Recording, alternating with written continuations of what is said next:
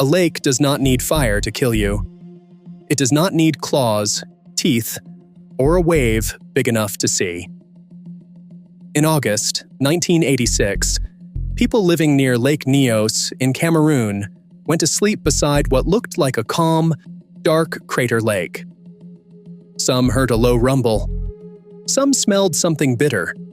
Most never got a warning at all. By morning, entire families were dead in their homes. Animals lay where they had stood. And one of the strangest real disasters on Earth had already happened. What makes Lake Nyos terrifying is how little it looked like a disaster while it was becoming one. No towering eruption, no wall of flames, no obvious poison drifting through the trees. Just a volcanic lake, sitting high in the hills, quietly loading itself like a trap for years.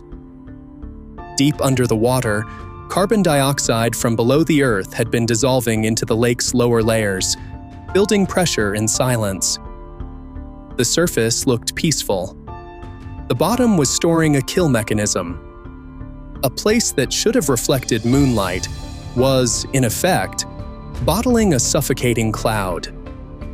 Then something broke the balance. Maybe a landslide, maybe pressure, instability, bad timing. That part is still argued over, and that uncertainty makes the whole thing worse, not better. Because when the lake let go, it did not just burp gas. It unleashed a lethal cloud of carbon dioxide, so massive and so sudden that witnesses described rumbling, bubbling, a white rising mass over the water, and a surge that threw water onto the shore.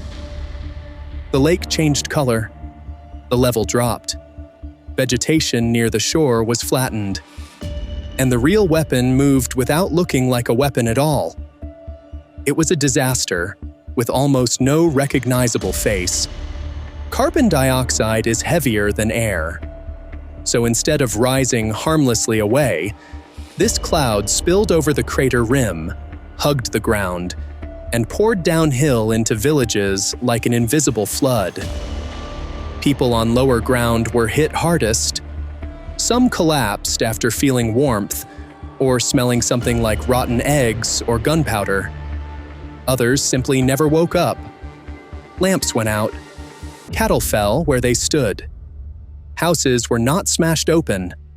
Bodies did not show signs of a frantic struggle. That is part of what makes the scene feel unreal even now. It looked less like a natural disaster than like life itself had just been switched off. And this is the detail that sticks in your head long after the numbers do. Many victims were found in the positions where sleep, sitting, or ordinary routine had left them. Around 1,700 people were killed, along with thousands of animals. Not by lava, not by a visible blast, by the air itself becoming wrong, by oxygen being displaced so fast that consciousness disappeared before panic fully had time to catch up. That is not horror fiction. That is a geologic process with perfect predator logic. Silent, low to the ground, and almost impossible to understand until it is already inside the valleys. Lake Nyos forced scientists to explain something that sounded insane the first time most people heard it. A lake can explode without fire, and a landscape can become unbreathable in minutes. Investigators concluded the gas was mainly magmatic in origin, stored in deep water until some trigger released it. Later, degassing pipes were installed to bleed carbon dioxide from the lake in a controlled way, because the nightmare was not just what had happened.